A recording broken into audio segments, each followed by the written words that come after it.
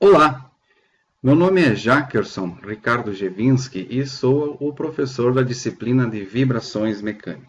A disciplina de Vibrações Mecânicas é uma disciplina que dá continuidade no estudo da mecânica dos sólidos. Nós começamos na engenharia mecânica estudando a estática, onde nós analisamos principalmente as forças presentes em estruturas ou algo que a gente diz estar parado. Mas mesmo assim, é possível utilizar os conceitos de força e momento, torque, no cálculo de estruturas que não necessariamente estariam paradas totalmente, até porque se define já logo depois da estática na dinâmica que algo estaria estático se estiver parado ou pelo menos numa velocidade constante, né? Em movimento com velocidade constante, e no caso em linha reta, porque se ele está desenvolvendo uma trajetória curvilínea, estaria presente já ali, mesmo com velocidade constante, a aceleração. E nós vimos em dinâmica que a presença da aceleração em relação a uma massa acelerada, então, nós temos uma presença de uma força dinâmica. Então, já não se caracteriza uma questão de estática. Então, nos estudos, a gente acaba separando um estudo estático, que estaria vinculado a projetos de estruturas e projetos de máquinas, equipamento, de componentes, de peças, que estariam sujeitos a, pelo menos, a sua carga própria, do seu peso próprio, por exemplo, né? Uma carga estática é considerado o peso, ou alguns esforços cuja variação não é assim tão expressiva. Então, pode ser considerado, inclusive, uma carga estática. Em condições, por exemplo, de impacto, de colisão, às vezes, embora sendo tratado também numa questão dinâmica, pode ser feito cálculos da resistência dessa peça, dessa estrutura, considerando a aceleração que esse sistema vai ter, a massa que esse sistema tem, e no cálculo considerar que essa força massa vezes aceleração, ela é uma força estática. Então, em muitos projetos, por exemplo, numa parte estrutural de um veículo, em relação à sua colisão, ou em algumas partes essenciais ou não do veículo que vai sofrer impacto, muitas vezes é considerado esse tipo de cálculo, uma carga estática equivalente à carga de impacto. Então, vimos que nós podemos trabalhar com essa ideia do estático, ou a questão de algo em movimento, que a gente estudou em dinâmica. Então, o movimento principalmente caracterizado pela presença da aceleração, né? Pois a aceleração vezes massa tem aí a origem de uma força dinâmica, e essa força dinâmica ela é conhecida pela força de inércia. Então, certamente essa força de inércia se opõe à direção de movimento, e a gente trabalhou muito lá em dinâmica, por exemplo, a consideração da análise de um sistema mecânico a partir de um diagrama de força, e um diagrama cinético que, inclusive, considera essa força de inércia e o momento de inércia também, no caso da rotação. Agora, em vibrações, a coisa continua em movimento, mas, diferente de lá da dinâmica, nós estamos preocupados agora em vibração num outro tipo de movimento. Nós podemos dizer que a dinâmica ela está preocupada com a análise de um movimento mais amplo, de um movimento mais macro. E a vibração ela está mais preocupada com o movimento micro, né? Um movimento menor ali que está presente. Esse movimento em vibração, ele seria o que a gente pode dizer assim, oscilação. Então, algo que está oscilando, algo que tem aí uma variação desse movimento, e essa oscilação seria assim um vai e vem. Podemos dizer assim, algo que está balançando, né? Algo que está vibrando, algo que está oscilando, seriam então as condições aí presentes nesse nosso estudo de vibrações. Então, lá na dinâmica, a gente considerava os corpos na análise, né, do movimento dos corpos, o corpo rígido, ou seja, ele não se deformava. Agora, aqui em vibrações, o corpo, ao invés de ter uma rigidez infinita, ou seja, lá em dinâmica a gente dizia que era corpo rígido, ao invés então de ter essa rigidez infinita, agora esse corpo passa a ter a rigidez que ele apresenta, uma rigidez finita. Então existe um valor que a gente atribui para a rigidez da peça, né, do corpo, do elemento que compõe lá a máquina, ou a máquina inteira, o equipamento inteiro, ou um conjunto de máquinas, apresenta uma rigidez.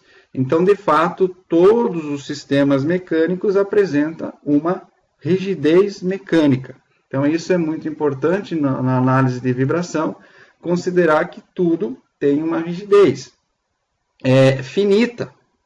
Não no caso lá da dinâmica, que era infinita. Então, por mais rígido que possa ser um elemento, ele vai ter a possibilidade de se deformar, principalmente em questões de vibração. Então, rigidez é um termo muito importante agora já em vibrações, e em muitos sistemas mecânicos nós vamos precisar determinar essa rigidez no estudo de vibrações. Essa rigidez, ela é dita, né, pela constante K mundialmente. Então, a constante K define a rigidez. E nós já ouvimos falar em rigidez, principalmente lá nos cálculos da mecânica dos sólidos, na questão da resistência dos materiais, e está muito vinculado com a geometria do material e com o modo de elasticidade desse material. Então, na mecânica, que a gente considera muito o material, os metálicos, né, o aço, o alumínio, enfim, nós consideramos muito o modo de elasticidade. No caso da torção, o modo de elasticidade transversal e a geometria da peça. Então, a rigidez de um elemento depende da geometria, como que ela é construída, se ela é pequena ou se ela é grande. Quanto maior a dimensão, né, da seção transversal, por exemplo, de um elemento, aí, de uma viga, maior seria a sua rigidez transversal, torsional, longitudinal dessa viga. E quanto maior o modo de elasticidade, maior seria também a sua rigidez. Então, esse é um ponto muito importante nessa nossa análise de vibração. Vamos pensar num exemplo aqui. Eu tenho aqui um brinquedo, né, um carrinho de bombeiro. Esse carrinho de bombeiro, né, ele é para crianças aí até 1 ano, né, porque ele é macio, né, de borracha, as crianças até costumam morder, mas olha só, é isso que representa muito essa comparação que nós estamos fazendo agora entre dinâmica e vibração.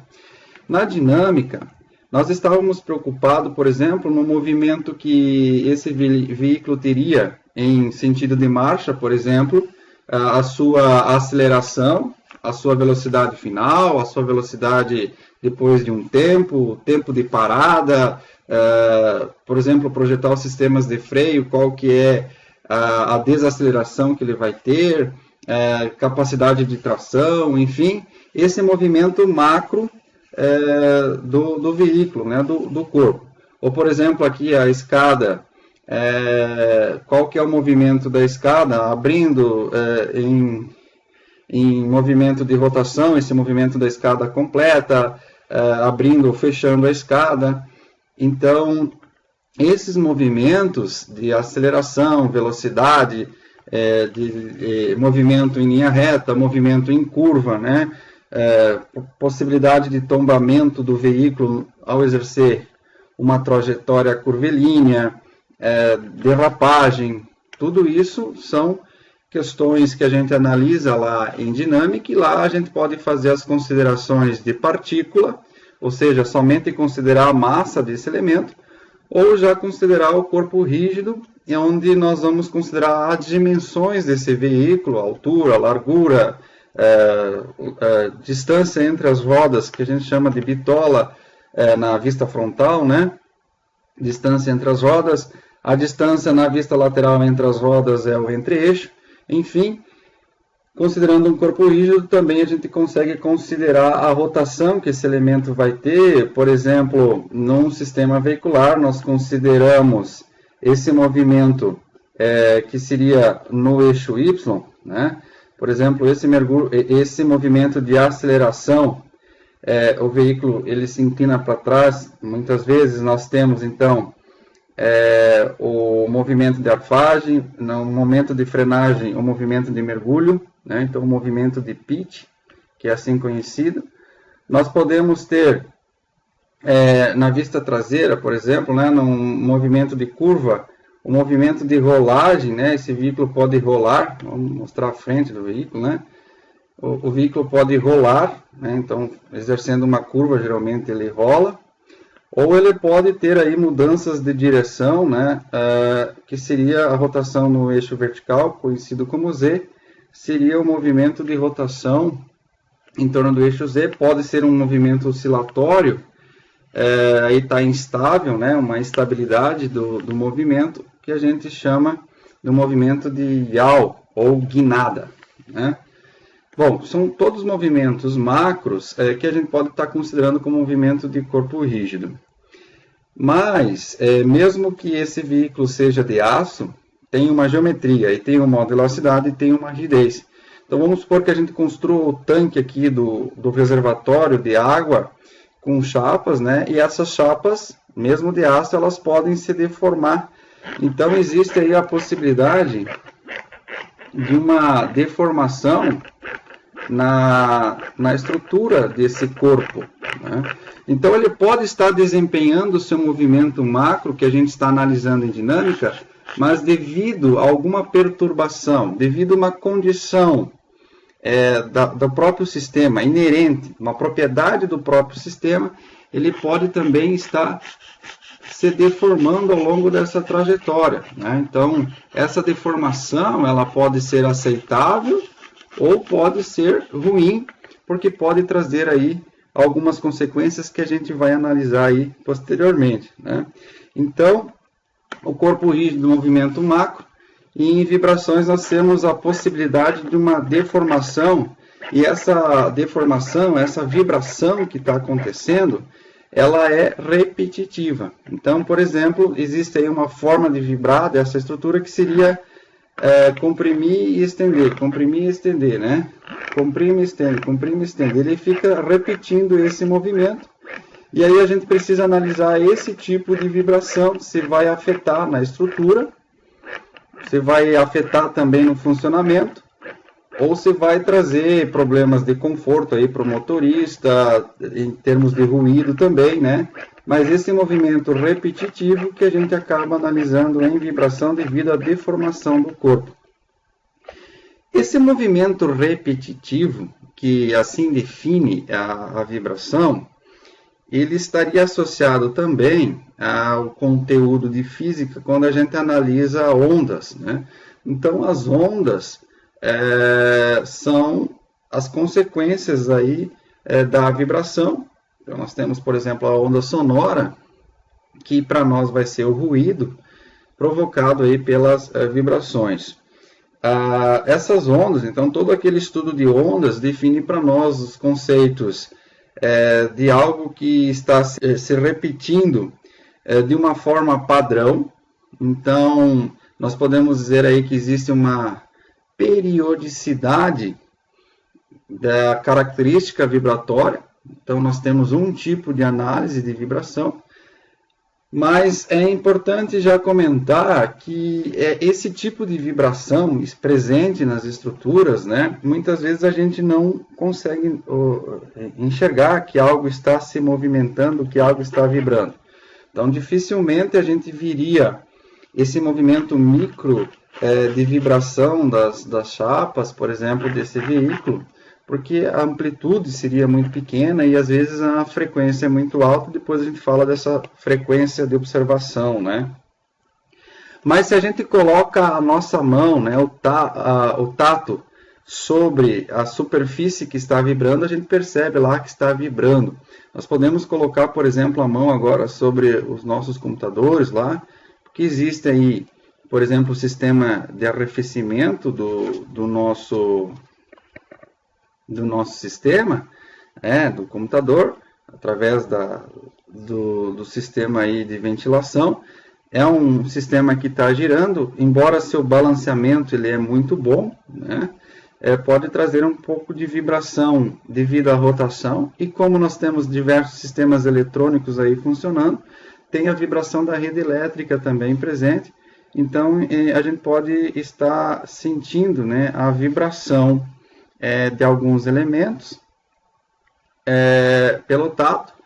Então lá tem uma máquina, a princípio está tudo tranquilo, a gente coloca a mão sobre essa máquina, percebe que ela tem uma vibração, ou seja, está tendo uma deformação lá que tem uma certa amplitude e uma certa frequência. Então, quando a gente estudou lá em física, né, o conceito de uma onda, nós determinamos o período, que é o tempo quando se repete cada intervalo padrão dessa onda, e a frequência que a gente definiu lá em física também, que é o inverso do período. Essa é a definição física, talvez, da frequência. Mas mais física ainda a definição de frequência é que ela é o número de vezes que algo acontece em cada segundo. É assim que a gente poderia definir. Então, na vibração, a gente acaba utilizando muito a unidade de tempo segundos, né, para definir aí o comportamento vibratório. Então, quantas vezes algo acontece por segundo é a frequência. Então, o número de ciclos por segundo. E ciclo por segundo, a unidade é em Hertz. Tem a abreviação Hz. Né? Hz é a vibração, a frequência em Hertz.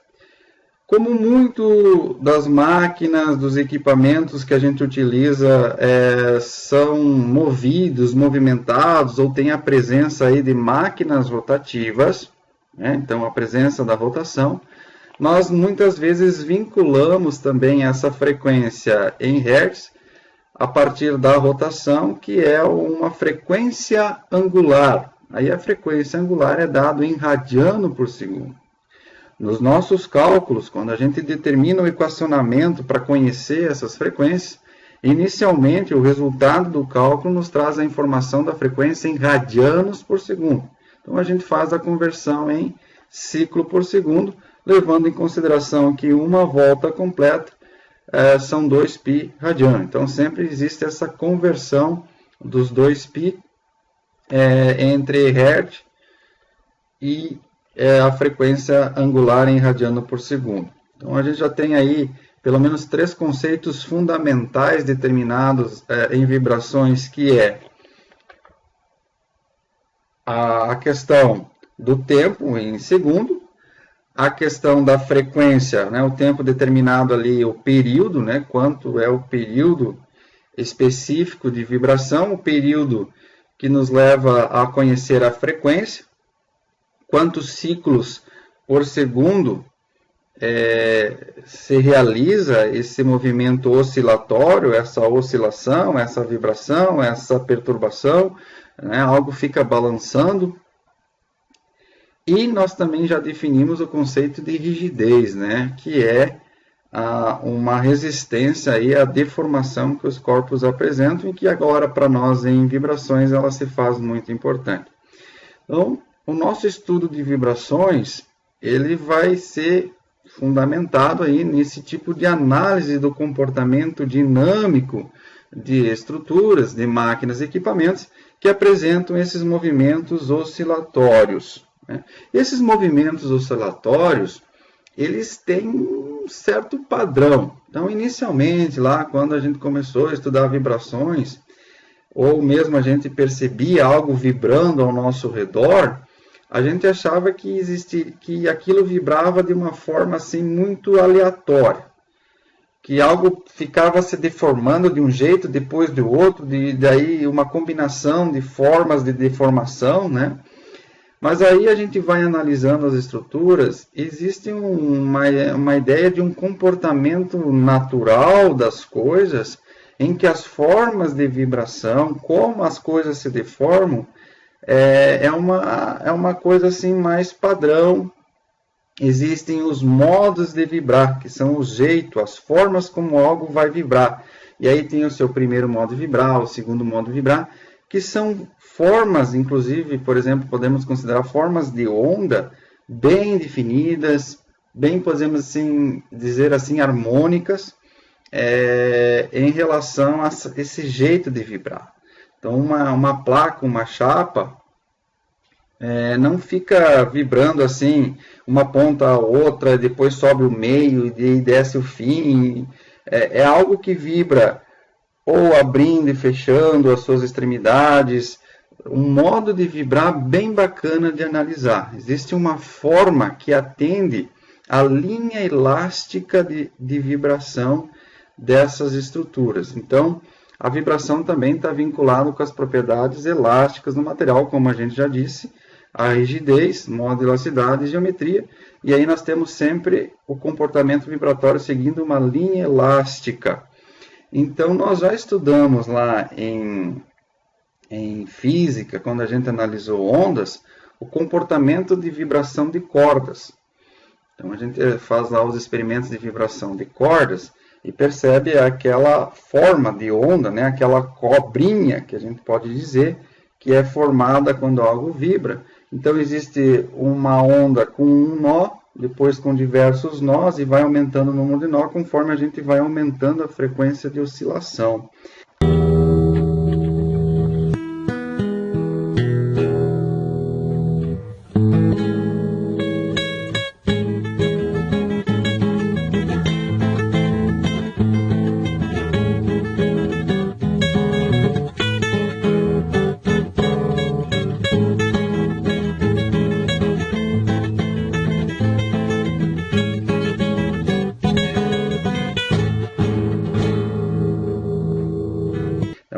De fato, não é só a corda que vibra desse jeito, e sim as estruturas como um todo. Né? Elementos de barra, elementos de viga, elementos de placa, uma estrutura mais sólida em termos de dimensão, 3 dimensões parecidas. Né? Então, nós temos aí um corpo de dimensão sólida.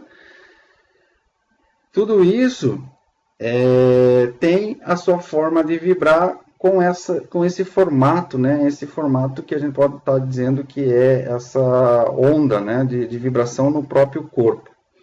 E muitas vezes a gente não consegue observar isso a olho nu, consegue sentir no tato, mas não tem aquela visão da vibração. Hoje já existem câmeras de alta resolução que você filma a máquina e você vê como que ela está vibrando já, mas a maneira mais convencional ainda é fazer análise de vibração através de instrumentos e você poder, então, captar esses sinais de vibração, principalmente acelerômetros, para identificar aí a vibração das estruturas das máquinas.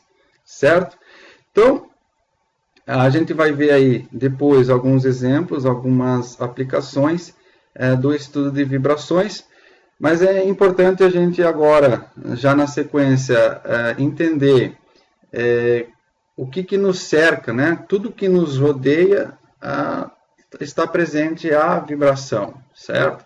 Então é muito importante a gente estudar a vibração. No passado, se fazia os projetos e a vibração, ou como era o comportamento vibratório do sistema, era deixado um pouco de lado, até por conta de algumas dificuldades de cálculo.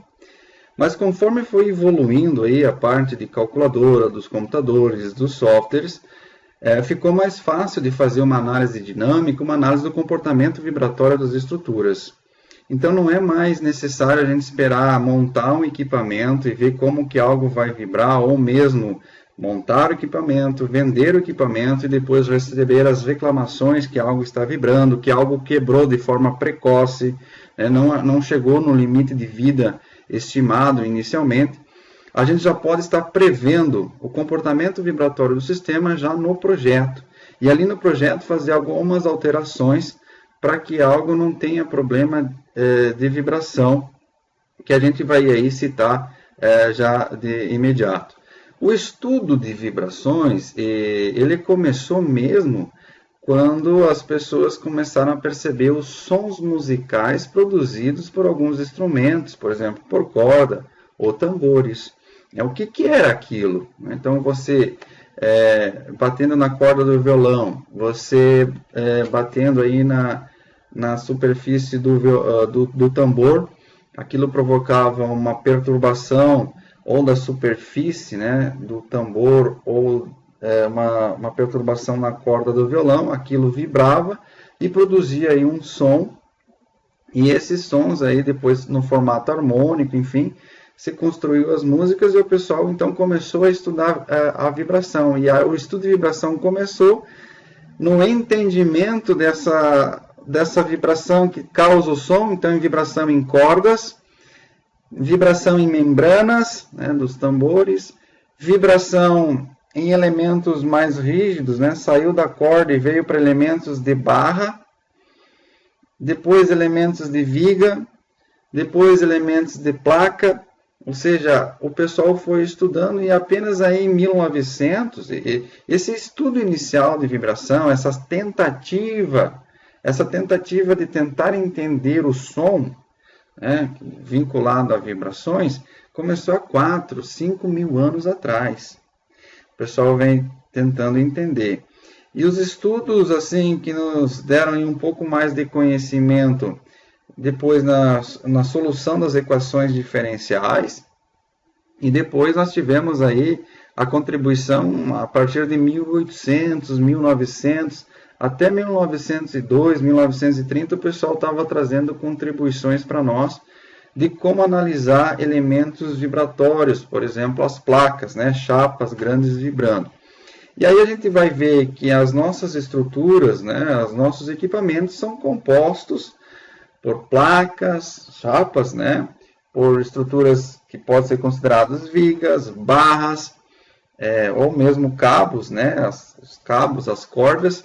Então, todo esse estudo elementar de vibração de partes, né, ou uma vibração de corda, uma vibração de barra, uma vibração de viga, uma vibração de chapa, a gente une tudo isso para compreender o comportamento vibratório do sistema mecânico.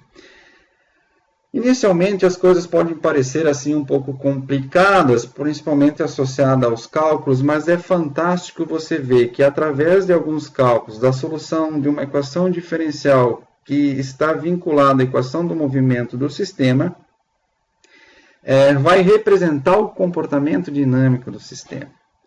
Então, o importante na disciplina de vibração sim, essa parte de cálculo, que vai nos levar aí ao conhecimento do comportamento dinâmico do sistema, mas também a interpretação desses cálculos, o conhecimento do que está por trás disso, das condições que fazem algo vibrar, ou por que ele está também vibrando naquela situação. Tudo isso é bastante interessante na nossa disciplina de vibração. É uma disciplina fantástica para a gente estar estudando, porque, como eu disse, tudo que nos rodeia tem a presença de vibração, porque a gente já viu que tudo tem uma rigidez, certo? Além da rigidez, tudo tem uma massa, certo? Então, massa e rigidez são partes elementares dos sistemas mecânicos, e essa ideia, né, de rigidez e de massa já faz as coisas serem passíveis de vibração. Então, tudo que tem rigidez e que tem massa pode vibrar, pode trazer problemas, pode ser benéfico esses problemas, depende da situação, a gente vai ver, mas em muitos casos a vibração ela é vista como um problema que a gente precisa resolver, ou na questão de projetos inicialmente, ou lá depois no funcionamento da máquina, principalmente o pessoal da manutenção de máquinas e equipamentos, faz análise de vibração das máquinas para ver aí como que está o comportamento dinâmico da estrutura, como que vai estar interferindo na integridade estrutural dessa máquina. Então a gente vai vendo aí alguns exemplos de aplicação no estudo de vibração nesse nosso primeiro encontro. A vibração está em tudo que nos cerca. Por exemplo, uma caixa de som faz movimentar membranas que exercem uma pressão sonora que viaja pelo ar até chegar aos nossos ouvidos. Nos nossos ouvidos, por exemplo, existe ali um sistema de sensores capazes de captar essa pressão sonora, identificando os sons. Então, há primeiramente o movimento de uma membrana. Essa membrana, através do sistema dos ossos, né, que compõem o ouvido, fazem perturbação no tímpano, e dentro do tímpano então há sensores que entram em ressonância em cada frequência específicas, e aí a partir de impulsos elétricos é possível se reconhecer o tipo de som. Um tipo de vibração também que é benéfica, no caso, é o que nós temos nos rolos compressores. Então, não basta apenas o peso do rolo compressor, para a compactação do solo é importante uma vibração. E essa vibração ela vem no rolo compressor a partir de uma massa desbalanceada girando, né? Provocando então um desbalanceamento rotativo, uma força de desbalanceamento capaz de fazer vibrar o rolo compressor. É possível fazer inversão do movimento e a modificação da massa que está vibrando fora do seu centro, né, da massa desbalanceada, tendo aí situações diferentes de compactação. Existem outros tipos de compactadores de solo, por exemplo, os compactadores que a gente conhece tipo sapo, os pula-pula, bastante empregado em pequenas áreas para a compactação do solo nas construções de casas e edifícios.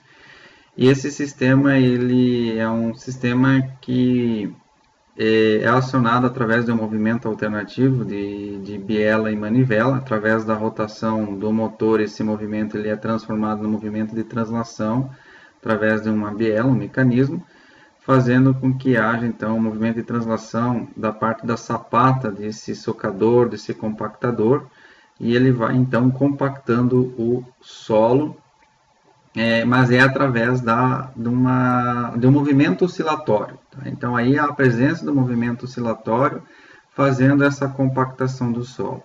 Essa vibração do corpo em si, né, através do seu funcionamento, a gente vê aí a biela e a manivela funcionando, fazendo com que a parte inferior se movimente. Isso é a essência do funcionamento, trazendo movimentos repetitivos.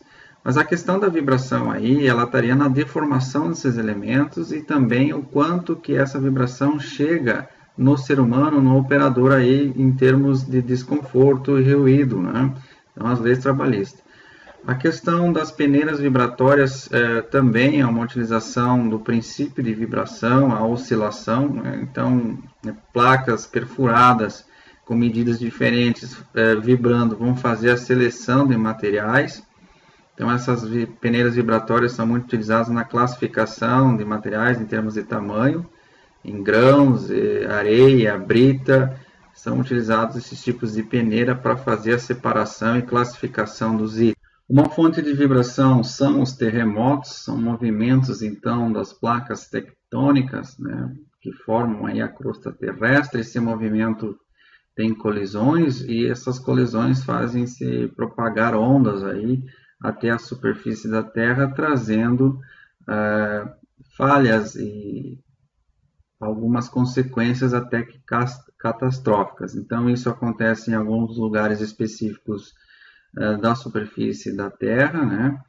E isso pode estar acontecendo aí abaixo da superfície, né, ou no fundo do mar. Esses impactos em algum nível de escala, e na superfície também vai ser sentido esse tremor, esse movimento da Terra, de movimentos repetitivos, fazendo oscilar aí as estruturas, e dependendo da escala, as estruturas podem ter um colapso, né, ou grandes ondas, como a gente já viu, presenciou aí no mundo, ou, por exemplo, oscilações de prédios, né? Aqui um prédio oscilando devido a um tremor no México, um tremor de 7,2 na escala Richter, que é um meio de medir, 7,5, né, na escala Richter, que é um meio de medir aí essa intensidade do tremor. Então, o prédio oscilando aí é bastante interessante. Aqui a oscilação de um poste devido agora à força do vento. Então, o vento passando por esse poste faz esse poste ficar oscilando, e a gente diz que ele está oscilando no primeiro modo de vibração, que é o modo de flexão. Então, isso pode trazer uma falha. Aqui um outro vídeo vai trazendo a ilustração também de um poste já vibrando na parte central, talvez um segundo modo de vibração, já não um modo de flexão único, mas é um modo de vibrar mais na parte central do poste, né? Então a gente observa essa oscilação na estrutura devido à passagem do vento por essa seção do poste. E está caracterizado pela velocidade do vento, sim, passando por esse poste, mas não necessariamente apenas a velocidade do vento, e sim o efeito dos vórtices causados por quando o vento encontra aí uma superfície. Então a gente tem aqui uma esfera e um túnel de vento sendo analisado, então os vórtices de von Karman fazendo essas curvas, né, que fazem com que exista aí uma excitação, e essa frequência com que isso acontece, essa formação desses vértices, pode trazer então a perturbação dos postes. Aqui a vibração de um prédio devido à força do vento também aqui no Brasil, em Santa Catarina. Então prédios elevados aí sofrendo com a oscilação provocada pela força do vento e também esses vórtices. Então a forma construtiva dos prédios pode fazer com que esses prédios venham a vibrar mais ou menos, mas tudo isso às vezes é bem planejado, né? Então aí mostrando a questão do vento colidindo e formando esses vórtices, e a frequência desses vórtices pode excitar essas estruturas. É muito importante a gente tomar cuidado quem for fazer projeto de estruturas metálicas. E não há como deixar de falar sobre o colapso da ponte de Tacoma, em Narrows, onde uma ponte sofreu aí por consequências do projeto e consequências da vibração. Então, essa ponte ela começa a oscilar durante a madrugada e ela vai oscilando. Às 10 da manhã, há um afrouxamento da ligação do cabo de suspensão norte do tabuleiro, o que ajudou a ponte a entrar em um modo de vibração torsional, uma frequência de 14 ciclos por minuto, colocando sua estrutura em estado de ressonância. Então, a gente vai estudar essa condição de ressonância, que é quando a frequência de excitação ela chega próxima à frequência natural. Então, houve um carro, né, que foi deixado no vão central, o motorista abandonou, então o carro foi abandonado, e às 10h50 da manhã a pista ela acaba se rompendo. Um problema, então, causado pela vibração. Então, as grandes falhas de projeto foram sua total falta de rigidez transversal e torsional, mas o mais importante é o assento reticulado por baixo do tabuleiro. A frente e a aerodinâmica dos perfis era imprópria, causando aquele vórtice que a gente viu, e levando a estrutura aos efeitos, esse efeito de oscilações instáveis. Ou seja, quando um corpo está em repouso ou tem uma frequência natural de oscilação, este entrará em ressonância quando uma força externa que interagir com esse corpo adquirir a mesma frequência dessa frequência natural. Então a ponte tinha sua frequência natural de ressonância, o seu balanço natural, e à medida em que foi aumentando esse balanço pelo vento, ela adquiriu mais e mais energia e, consequentemente, passou a balançar mais rápido até que ambas as frequências coincidissem, né, a de excitação e a de vibração, causando, então, a ruptura total.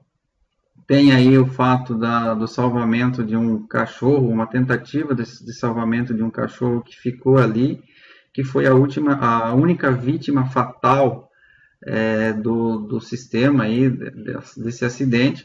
Então, foi um cão. Então, o professor que tentou salvar esse cão não teve êxito. O cão mordeu o professor, né, o dedo do professor, e ele acabou, então, sendo a única vítima fatal da tragédia.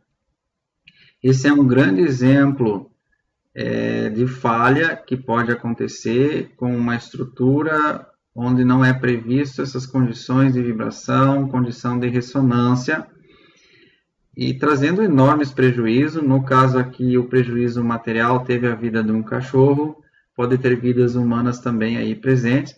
Então, o estudo de vibração, ele vai fazer parte do nosso dia a dia, da nossa responsabilidade como engenheiro, e é importante uma atenção a esse estudo. E aqui um exemplo de como as coisas, assim, a princípio não teria falhado, mas por uma condição de vento, não só por si, só de velocidade, mas pelos vórtices, pelo perfil frontal dos elementos, provocando vórtices numa frequência específica, causando o colapso da ponte. Então, prestar atenção em relação a isso.